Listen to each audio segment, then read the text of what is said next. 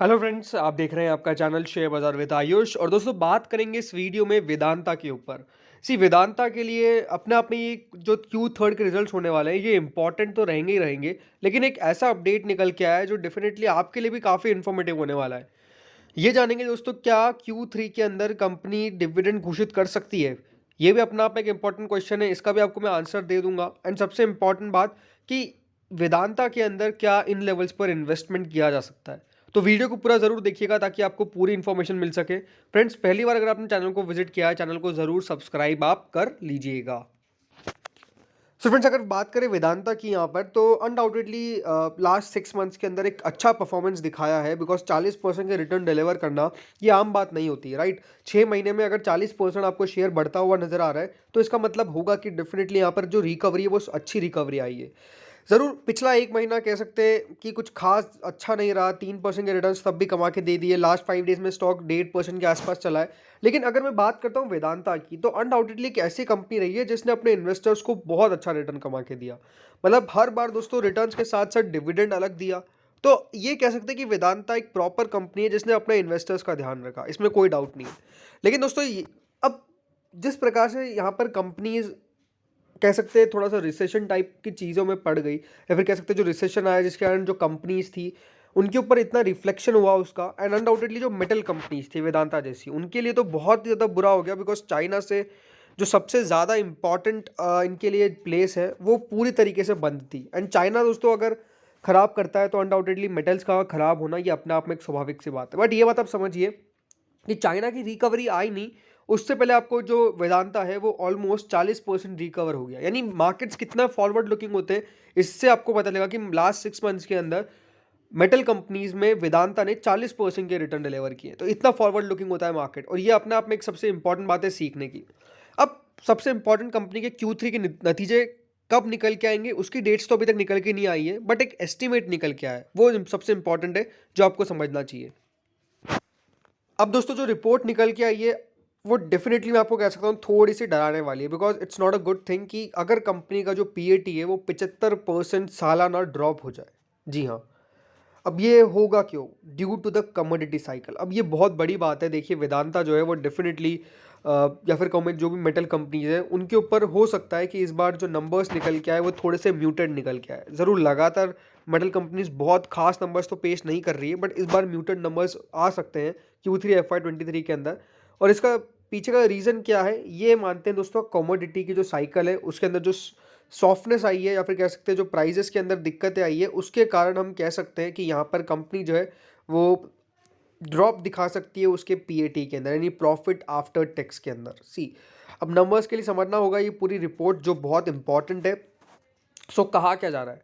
The miners majors adjusted net profit में fall up to 3/4 on a year basis. यानी 75% का दोस्तों एक फॉल नजर आ सकता है कंपनी के प्रॉफिट के अंदर सालाना। जी हाँ। ये भी कहा जा रहा है कि however on a quarter on quarter basis profit में स्टे फ्लैटिश, यानी कोई प्रॉफिट के अंदर कुछ खास आपको जंप देखने को नहीं मिलेगा। और जो इबिटा है वो करीबन 40% तक प्लंज कर सकता है, यानी गिर सकता है। ये बात ध्यान रखिएगा, इबिटा यानी earning before interest tax and depreciation. ये 40% तक दोस्तों सालाना गिर सकता है। क्यों? क्योंकि लोअर रियलाइजेशन है। और जो मेजर सेगमेंट्स हैं इनके, जैसे कॉपर, एल्यूमिनियम, जिंक, क्रूड, इन सब के अंदर जो दिक्कतें आई है प्राइजेस के अंदर, रियलाइजेशन के अंदर, ये सबसे बड़ा झटका हो सकता है। तो ये एक बहुत बड़ी बात है। और अगर बात करें कंपनी की, तो वो डेफिनेटली देखिए जो iron ore, gold, aluminium mines, ये जो गोवा, कर्नाटक, राजस्थान, उड़ीसा के अंदर है, यहाँ से दोस्तों थोड़ा सा रेवेन्यू के डिप होने की शुरुआत हो सकती है। अब नुवामा जो इंस्टीट्यूशनल इक्विटीज़ है उनका मानना ये है कि जो वेदांता है वो अपना रेवेन्यू रिपोर्ट करेगा करीबन 31,259 करोड़। यानी जो कंपनी का रेवेन्यू है वो करीबन डाउन हो जाएगा 14.7% Q-on-Q और 8.3% YoY। 14.7% कंपनी का जो Q-on-Q रेवेन्यू है वो डिप हो जाएगा, और 8% के आसपास YoY डिप हो जाएगा। ये दोस्तों माना जा रहा है। उनका ये मानना है कि जो वेदांता का इबिटा है वो करीबन 6,282 करोड़ पे आएगा। ये डाउन हो जाएगा 12.5% Q-on-Q और 41.5% कंपनी का जो मुनाफा है वो सालाना के तौर पे गिर जाएगा, इबिटा गिर जाएगा बेसिकली। और ब्रोकरेज ये मान के चलता है कि जो कंपनी का एडजस्टेड पैट है, यानी प्रॉफिट आफ्टर टैक्स, वो 73.3% Q-on-Q गिर जाएगा। और जो आएगा करीबन 1121 करोड़ पे, ये उनका मानना है। सो अगेन अगर ऐसा हो जाता है, इतना एक मेजर डिक्लाइन आता है, तो ये बहुत बड़ा झटका होगा वेदांता के इन्वेस्टर्स के लिए, बिकॉज 75% पैट के गिरने का मतलब क्या है, कंपनी का ईपीएस क्या रह जाएगा, ये बात आप समझिए। कंपनी की ईपीएस में भारी फॉल हो सकता है। अब ऐसा क्यों होने वाला है, इसके पीछे का रीज़न भी उन्होंने बताया है। जो एल्यूमिनियम का इबिटा है वो दोस्तों करीबन 35% क्यू ऑन क्यू बढ़ा है।